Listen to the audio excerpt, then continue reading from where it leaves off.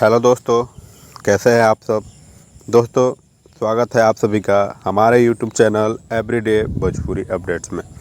दोस्तों, जैसा कि आप सब जानते हैं, खेसारी लाल यादव की एक सॉन्ग का पोस्टर रिलीज हुआ है, माल के मोबाइल।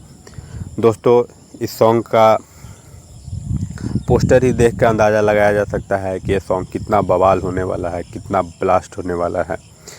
सॉन्ग के राइटर अखिलेश कश्यप हैं, जो कश्यप कहर के नाम से जाने जाते हैं, और खेसारी लाल यादव के सबसे बड़े हिट राइटर में से एक हैं।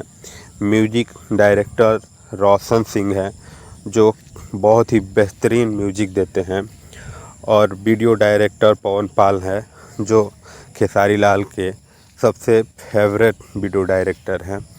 सॉन्ग अच्छी आने वाली है, ब्लास्ट आने वाली है, और सारे कंप्लीट हो गए हैं उनके रिकॉर्डिंग्स वगैरह, डबिंग्स वगैरह।